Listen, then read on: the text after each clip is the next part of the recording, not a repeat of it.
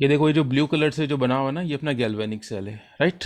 तो अगर सिर्फ गैल्वेनिक सेल ही ऑपरेट हो रहा हो, काम करता है, तो वी नो जिंक ऑक्सीडाइज होता है, and this is anode. Zinc anode का रोल प्ले करता है, and it has negative polarity. Why it has negative polarity?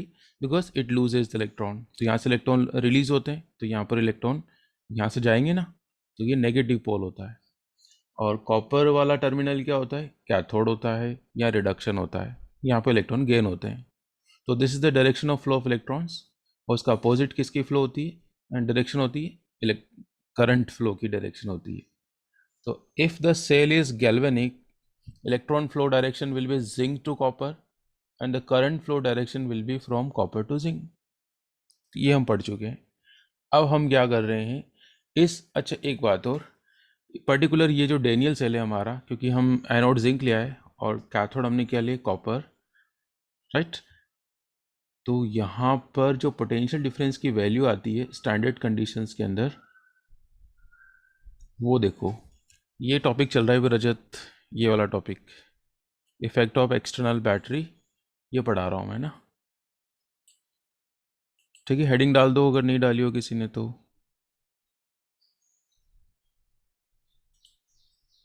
Heading डाल तो पुट डाल रखी शायद सभी ने, लिखी हुई हेडिंग तो ये, राइट। मैं ये बता रहा हूँ, ये 1.1 किसका पोटेंशियल है? This is the potential of galvanic cell, और more specifically this is the potential of a Daniell cell. Daniell कहेंगे तो ज़्यादा सही है। याद है मैंने कल एक डिफरेंस बताया था डेनियल और गैल्वेनिक के अंदर? अनीशा, क्या डिफरेंस बताया था मैंने डेनियल और गैल्वेनिक के अंदर?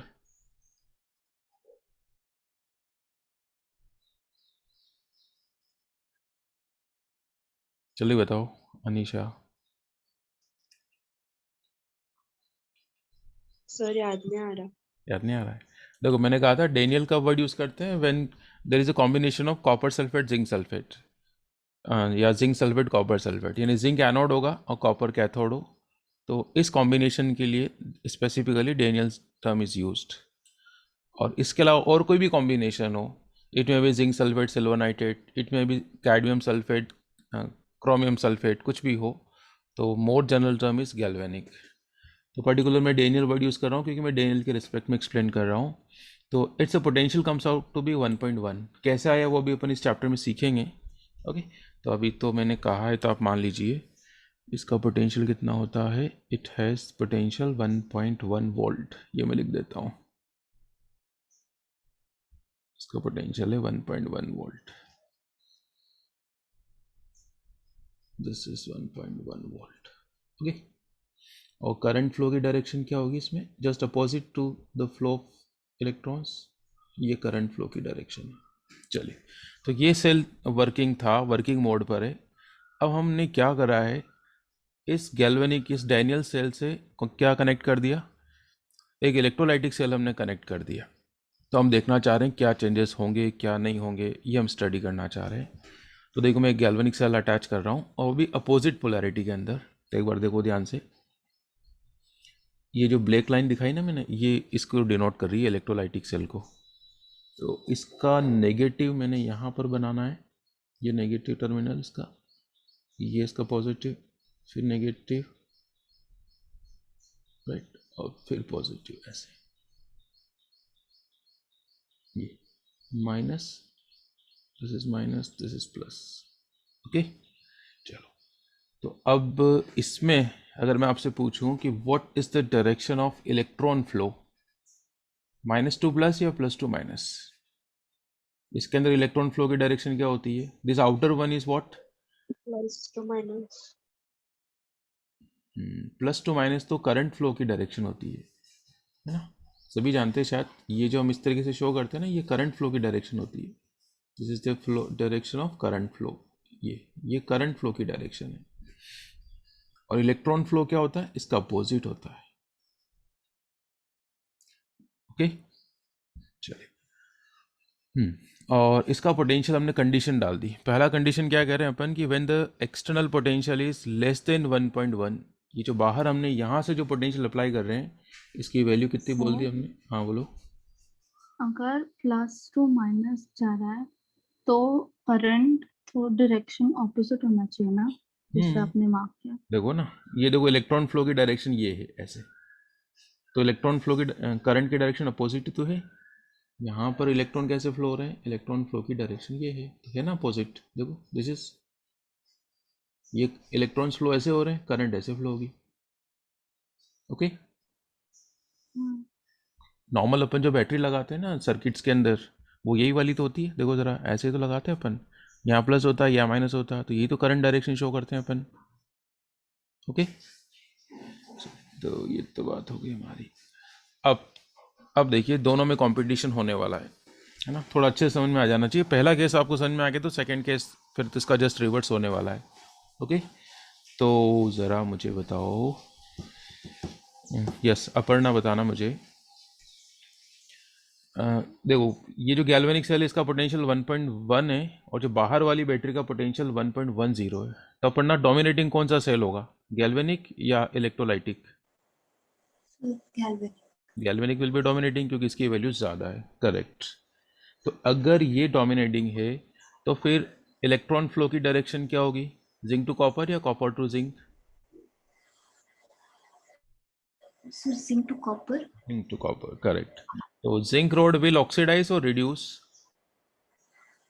ऑक्सीडाइज। ऑक्सीडाइज। तो जिंक रोड अगर ऑक्सीडाइज होगी तो ये थिन होगी या थिक होगी? Oxidise thin. थिन हो जाएगी ना, इसमें से जिंक आयन बाहर आ जाएंगे और इलेक्ट्रॉन उस तरफ चले जाएंगे, तो this road will dissolve, zinc road dissolve होती जाएगी। और कॉपर का क्या होगा, रिडक्शन या ऑक्सीडेशन कॉपर रोड पे? रिडक्शन। रिडक्शन है ना, तो ये थिक हो जाएगी। ओके, चलिए, तो ये सारी बातें हमने शायद कल लिख दी थी, एक बार क्रॉस चेक कर लो अगर आप लोगों ने नहीं लिखी है तो।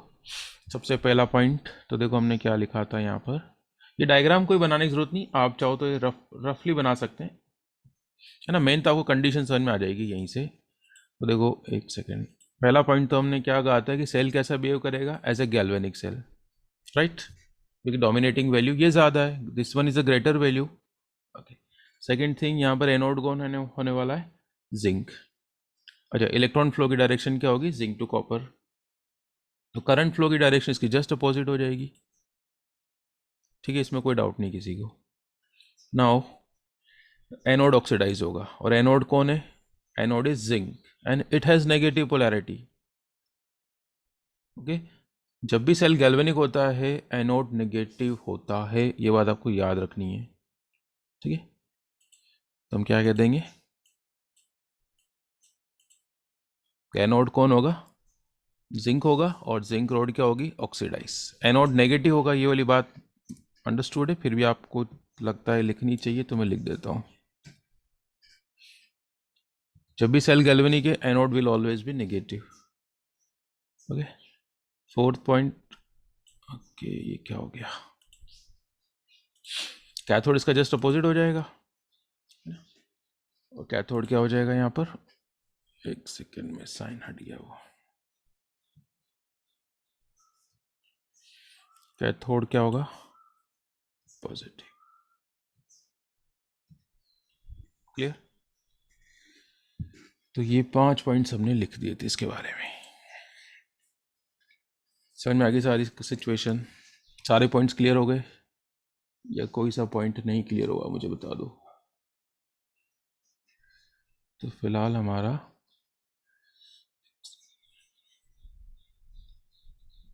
दिस इज एनोड,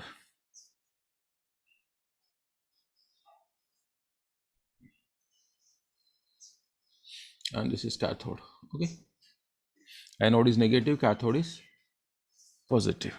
सारे पॉइंट्स क्लियर हो गए, ये 5 पॉइंट्स लिख रहे हैं, सारे क्लियर है क्या?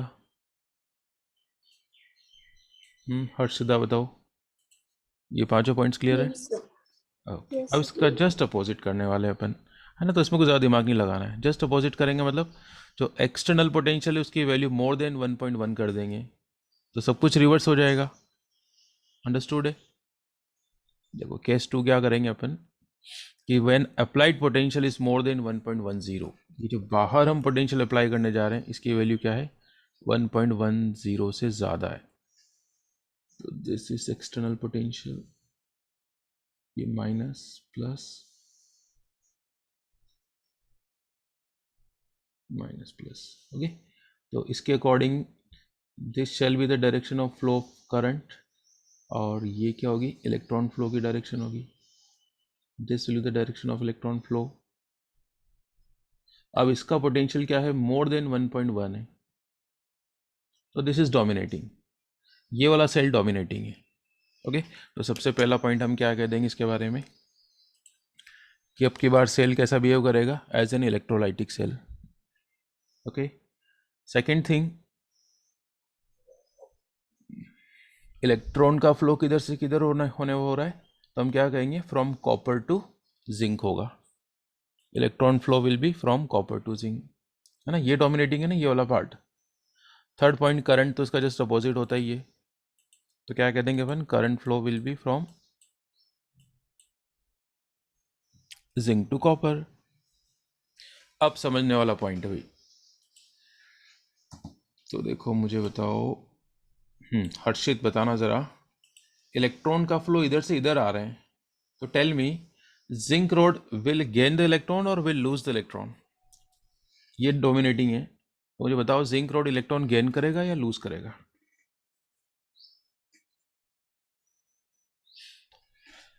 हर्षित बताओ ज़रा जल्दी से। एक बार फिर से बोला, आवाज़ नहीं आई। lose it it will lose. it will lose, right? हाँ देखो, ये डायरेक्शन देखो आप इलेक्ट्रॉन की, ये इलेक्ट्रॉन ऐसे ट्रेवल कर रहे हैं वायर के लॉन्ग, तो मुझे बताओ जिंक को तो इलेक्ट्रॉन मिल रहे हैं, लूज कहाँ कर रही है ये। हम्म? तो ये एरो क्या कह रहा है कि electrons are coming towards this towards this towards this, तो इनटू दिस, तो zinc rod will gain electron, ये तो इलेक्ट्रॉन गेन करेगा। क्लियर, और इलेक्ट्रॉन इधर से आ रहे हैं, देखो ये ऐसे, यहाँ एक और एरो लगाऊं क्या, यहाँ से इलेक्ट्रॉन निकल रहे हैं, तो अब की बार copper rod is losing the electron and the zinc rod is gaining the electron. तो हर्षित मुझे ये बताओ, जिंक रोड अगर इलेक्ट्रॉन गेन करेगी, बट आई सेड अगर जिंक रोड इलेक्ट्रॉन गेन करेगा तो इसका रिडक्शन होगा या ऑक्सीडेशन होगा।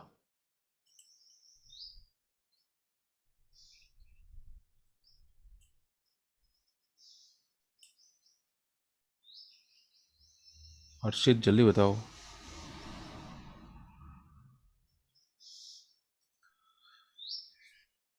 चलो नंदना बताओ। If zinc rod will gain the electron, तो इसका रिडक्शन होगा, और रिडक्शन जिस टर्मिनल पे होता है वो क्या होता है, कैथोड या एनोड। Cathode. रिडक्शन जिस टर्मिनल पे होता है वो कैथोड होगा, ये कंफर्म है ना, चाहे कोई सा भी सेल हो, चाहे गैल्वेनिक सेल हो चाहे इलेक्ट्रोलाइटिक सेल हो, अगर रिडक्शन हो रहा है तो वो टर्मिनल हमेशा कैथोड होगा, ऑक्सीडेशन हो रहा है तो वो टर्मिनल हमेशा क्या होगा, एनोड होगा। ठीक है, तो अब यहाँ पर जिंक किसका रोल प्ले करने वाला है, जिंक किसका रोल प्ले करेगा बताओ, कैथोड या एनोड का।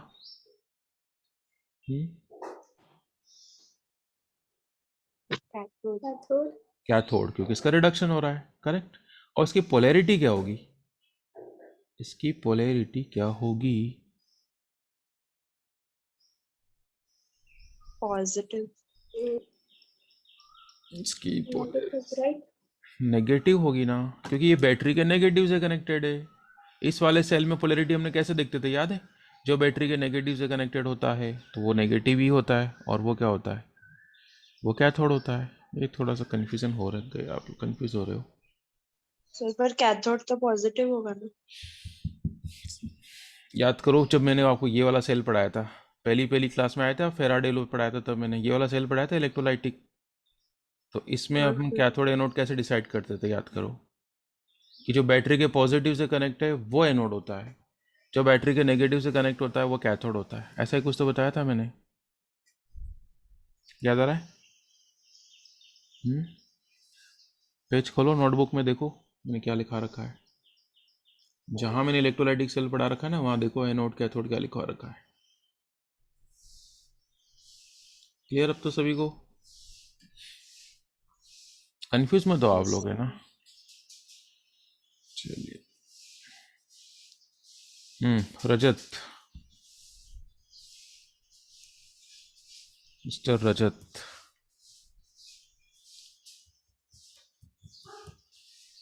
क्या हुआ रजत, कहाँ चले गए? चलो श्रेया बताओ ज़रा मुझे, यहाँ पर क्या हो रहा है कॉपर वाली रोड पे? ऑक्सीडेशन हो रहा है या रिडक्शन हो रहा है? What's taking place at copper road? Oxidation. Oxidation ना, क्योंकि इलेक्ट्रॉन की डायरेक्शन ये है, this is the direction of electron, ये इलेक्ट्रॉन की डायरेक्शन है। ओके, तो ऑक्सीडेशन हो रहा है, ऑक्सीडेशन हो रहा है तो डेफिनेटली ये क्या होगा, ये एनोड होगा। ओके, तो अब की बार कॉपर रोड आपकी डिसॉल्व हो जाएगी और जिंक रोड क्या हो जाएगी, थिक हो जाएगी। क्लियर? तो ये कंक्लूजन लिख दूं मैं यहाँ पर। एनोड क्या होगा, कॉपर, एनोड कौन है, कॉपर रोड है, और कॉपर रोड क्या हो जाएगी, ऑक्सीडाइज। और एनोड की पोलैरिटी भी लिख देता हूँ, चलो क्या हो जाएगी एनोड की पोलैरिटी, पॉजिटिव। ठीक है, तो उसका जस्ट अपोजिट क्या हो जाएगा, कैथोड। कैथोड पे क्या होगा, रिडक्शन, और ये रोड थिक हो जाएगी।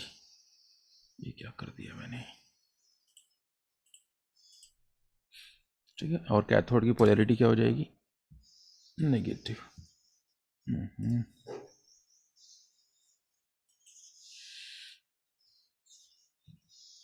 This is clear. अब तो बोलो,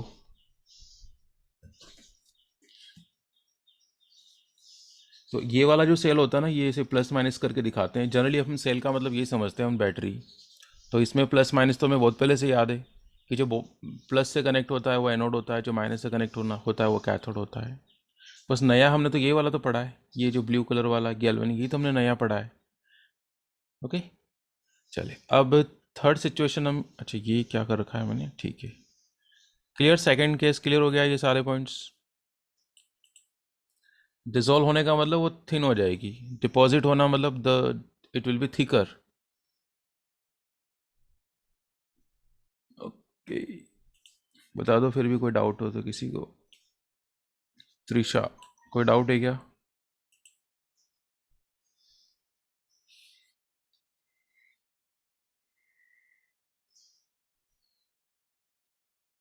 त्रिशा चलिए बताओ, कोई पूछना है दोबारा से?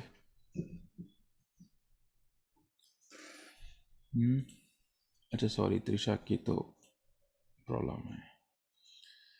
या यशवनी आप बताओ।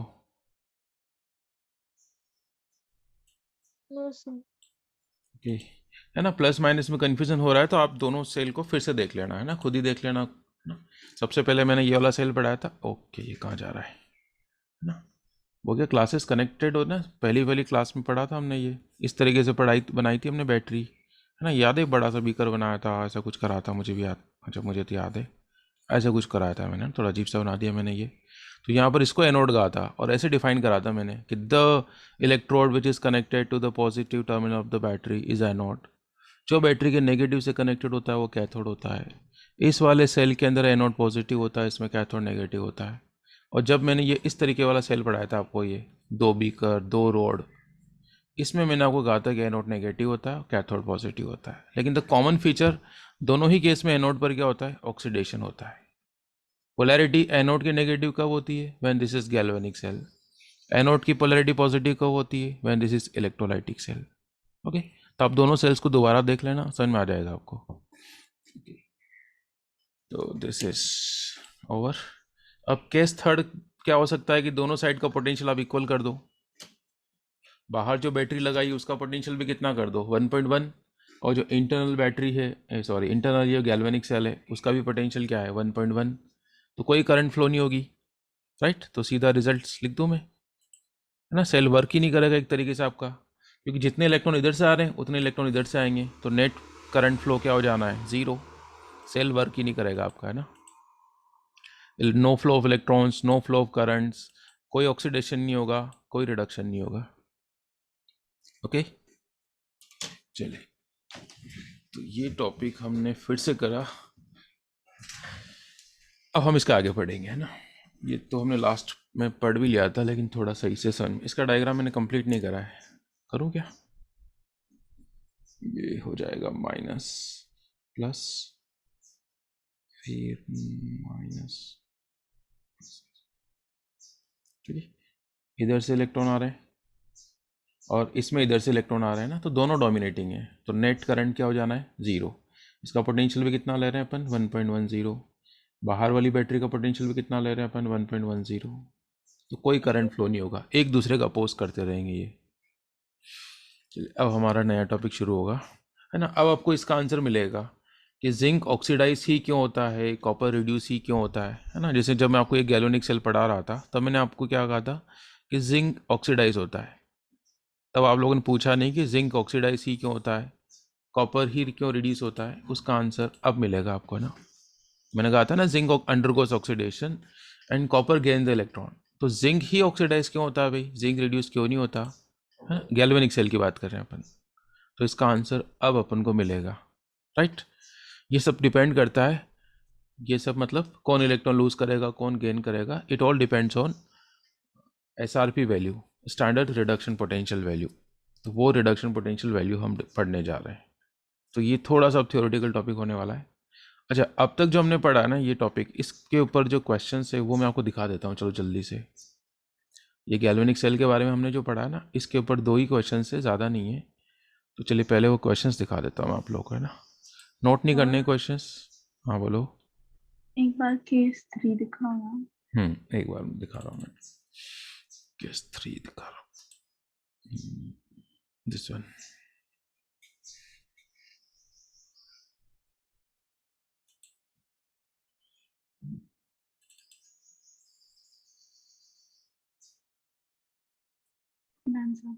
हो गया। एक बार मैं क्वेश्चंस की शीट शेयर कर रहा हूँ, थोड़ा सा वेट करो। इलेक्ट्रोकेमिस्ट्री आ गई।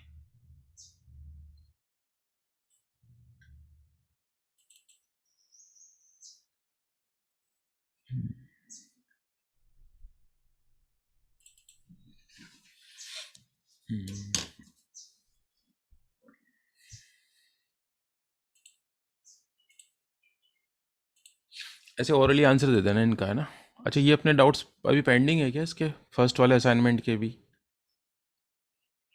असाइनमेंट ये जो पहला था ना फेराडेज लॉ के, इसके कितने 21 क्वेश्चंस दिए थे मैंने, इसके भी डाउट्स पेंडिंग है क्या अभी? पेंडिंग है तो फिर पूछ लो, है ना। चलो अभी फ़िलहाल में, हाँ ये देखो ये वाला क्वेश्चन एक तो ये है इसके ऊपर, तो ऐसे ओरली आंसर मुझे कौन बताएगा? देखो 49, क्वेश्चन नंबर 49 है ये, बस एक बार पढ़ लो सभी, है ना। क्वेश्चन को नोट मत करो, सिर्फ ऐसे पढ़ लो, फिर मुझे जिससे पूछूं मुझे उसका आंसर देते रहना जल्दी से।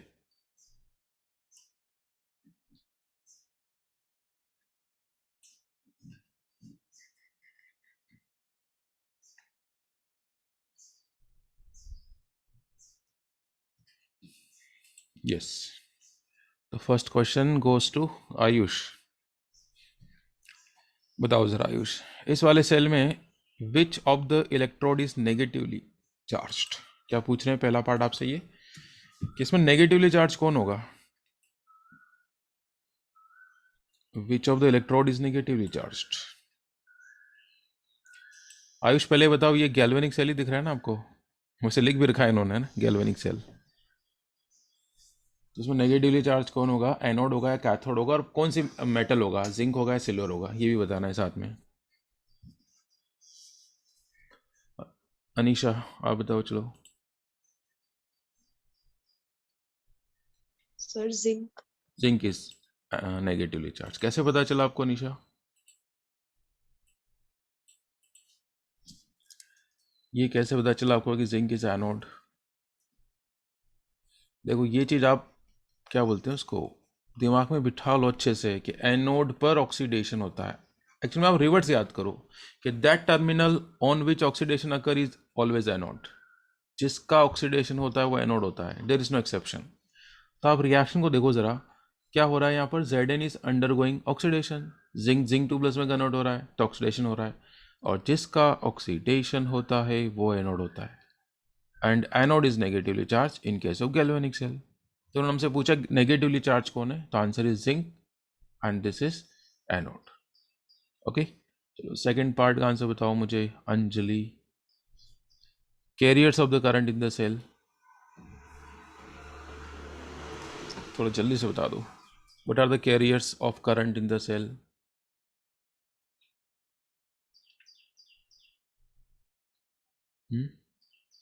अब इसका आंसर यहाँ नहीं दिखेगा आपको, ये मैंने जब सेल पढ़ाया था तभी बताया था, जब मैंने लिखाया था ना आपको फंक्शंस ऑफ सॉल्ट ब्रिज, तब इसका आंसर बता रखा है।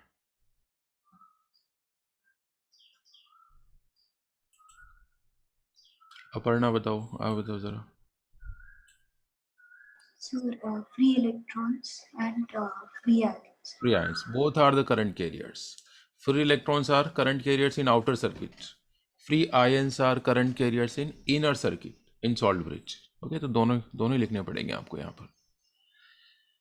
ओके, थर्ड पार्ट पूछा है पढ़ना इन्होंने, individual reactions of anode and cathode. तो बताओ जरा एनोड की रिएक्शन क्या होगी। So Zn gives Zn2 plus 2 electrons, correct. and 2Ag plus 2 electrons gives 2Ag. ना होने में तो ये ऐसे हो रहा है, बट इलेक्ट्रॉन्स हमें बैलेंस करने पड़ेंगे, तो इसको 2 से मल्टीप्लाई करना पड़ेगा, ठीक है। और इसको जब ऐड करेंगे तो वी विल गेट दिस वाली इक्वेशन। तो इनडायरेक्टली हमें क्या दे रखी है, this is the net cell reaction. ये जो इक्वेशन गिवन है ना, ये नेट सेल रिएक्शन दे रखी है। ओके, वन मोर थिंग इन्होंने पूछा है, इसमें डिपिक्शन भी करना था, है ना। बच्चे क्या करते हैं, जनरली तीनों पार्ट्स का आंसर देके आ जाते हैं, क्योंकि इसमें 4 पार्ट्स है। ये वाला पार्ट भी तो पूछा है डिपिक्शन, तो डिपिक्शन तो आ गया सभी को। ऐसे करते हैं अपन, ABC, एनोड पे कौन था, Zn वॉज अंडरगोइंग ऑक्सीडेशन। ये थोड़ा सही से नहीं लिख पा रहा हूँ मैं, याद आ रहा है ये क्या क्या करते हैं अपन, सारे रूल्स याद हो गए अब तो। What this single slash line, single vertical line shows, ये सिंगल वर्टिकल लाइन क्या बताती है हर्षदा।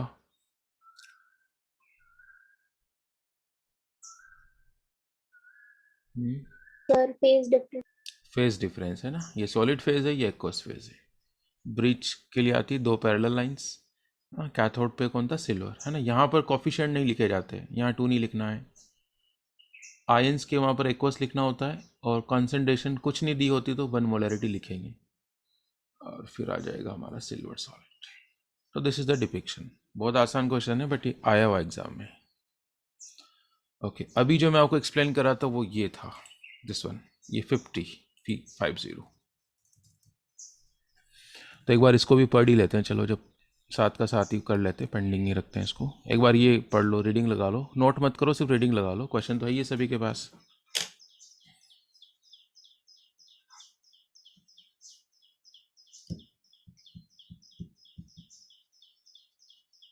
तो देखो, आपको आंसर किस किस के देने हैं। आपको आंसर देना है direction of flow of electron, और आपको स्पेसिफाई करना है कि जिंक डिपॉजिट होगा या डिजोल्व होगा, कॉपर डिपॉजिट होगा या डिजोल्व होगा, है ना। ये इस टाइप के आंसर देने हैं अपन को, 3 अलग अलग केसेस में आंसर देने हैं, ठीक है। अब इतना तो टाइम मिलेगा नहीं एग्जाम में कि आप डायग्राम बनाओ, एक रफ डायग्राम होना चाहिए आपके पास, है ना। ये आपको ऐसे भी पता चल ही रहा है, वैल्यू देखकर बता सकते हैं आपकी डोमिनेटिंग कौन होगा। तो बताओ ज़रा मुझे, फर्स्ट पार्ट का आंसर कौन बताएगा। चलो हर्षदा आप ही बता दो, फर्स्ट पार्ट का आंसर क्या होगा। Direction of flow of electron क्या होगी। Sir the zinc to copper, right.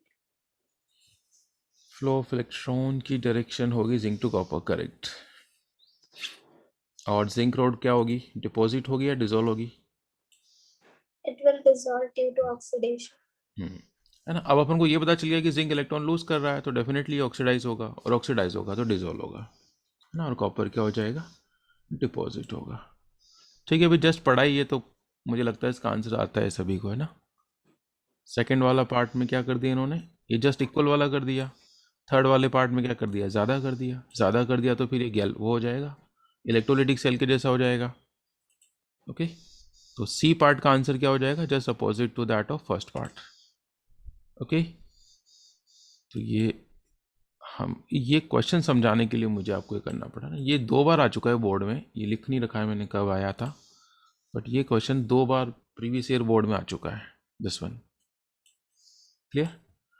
चलिए अब हम पढ़ेंगे क्या, चलो ये अभी तो मैं करने, अभी तो टॉपिक पढ़ा नहीं, ये अपन पढ़ने वाला। ये देखो, ये दे रखा है डिपिक्शन। तो देखो हर बार 1 m नहीं लेनी होती है ना, यहाँ पर कॉन्सेंट्रेशन क्या है 0.001, इस तरीके से, चलिए अब हम नया टॉपिक शुरू करते हैं अपना।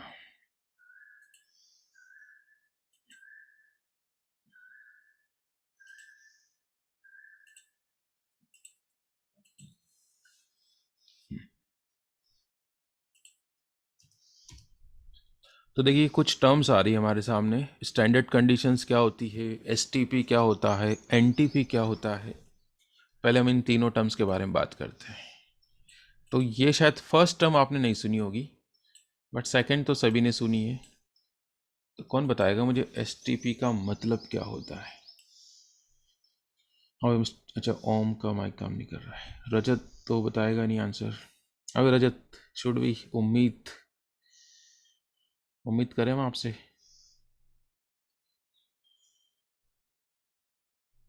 मिस्टर रजत से हमारा संपर्क नहीं हो पा रहा है। चलो श्रेया बताओ, एसटीपी का फुल फॉर्म क्या होता है? Standard temperature and pressure. बिल्कुल सही। तो उसमें टेम्परेचर कितना लेते हैं स्टैंडर्ड कंडीशन में? What's the value of temperature which remains constant या which is taken in standard condition?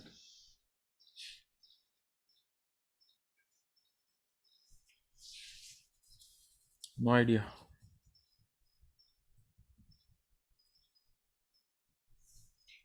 Sir 0 degree Celsius. Yes, है ना, 0 डिग्री सेल्सियस लेते हैं, या फिर ऐसे बोल दो 273 केल्विन, बात एक ही है।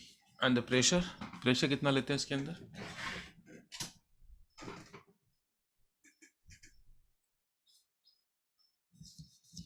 कुछ न्यूमेरिकल आगे जब अपन करेंगे ना, तो हमें प्रेशर वैल्यू देगा नहीं, वैसे एसटीपी लिख देगा। तो वी शुड नो कि प्रेशर की वैल्यू क्या लेनी है, तो इसलिए हमें पता होनी चाहिए। और ये फर्स्ट टाइम तो सुन नहीं रहे, इसलिए मैं आपसे पूछ रहा हूँ। फर्स्ट टाइम आती तो मैं नहीं पूछता, मैं डायरेक्ट खुद ही बताता। बट ये क्या हम लास्ट ईयर भी पढ़े होंगे मोल कॉन्सेप्ट के टाइम। इवन एक चैप्टर था हमारे स्टेट्स ऑफ मैटर, वहाँ भी पढ़ा था हमने, इसलिए ना। तो इसमें प्रेशर लेते हैं 1 bar. Okay, pressure is taken 1 bar, temperature is taken 0 degree Celsius. NTP शायद आप लोगों ने पता नहीं सुना है, नहीं सुना है क्या एनटीपी नॉन किसी का? Natural temperature pressure. ना, it's a normal temperature and pressure. Okay, तो इसमें प्रेशर लेते हैं 1 एटमॉस्फेयर, और टेम्परेचर इसमें भी 0 ही होता है, बट आजकल चेंज कर दिया। अभी ये कन्वेंशन में क्या थोड़ा चेंज करा इन्होंने, तो इसमें टेम्परेचर 20 डिग्री सेल्सियस कर दिया। पहले इसमें भी टेम्परेचर कितना था? 0, बट अभी करेक्शन करा था 2019 में, तो इसमें कितना बना दिया टेम्परेचर एनटीपी में? 20 डिग्री बना दिया। प्रेशर इसमें 1 एटमॉस्फेयर है। ओके, तो चलिए अपन ये थोड़ा सा लिख। तो ये दो टर्म तो हमारे लिए नॉन थी। अब लेकिन ये टर्म हमारे लिए नॉन नहीं है। अच्छा, ये भी नॉन है, अगर आपको थर्मो का थोड़ा नॉलेज हो, थर्मोडायनेमिक्स का, तो उसमें ये टर्म आती है स्टैंडर्ड कंडीशन। तो this is different from STP. Standard conditions is different from STP conditions. Okay, तो पहले मैं आपको ये बता देता हूँ, चलो स्टैंडर्ड कंडीशंस का मतलब क्या होता है। लिख ही लेते हैं, चलो साथ साथ ही लिख लो सभी, क्या मतलब होता है स्टैंडर्ड कंडीशंस का। तो इसमें है ना टेम्परेचर पता है कितना लेते हैं? इसमें टेम्परेचर लेते हैं 25 डिग्री सेल्सियस।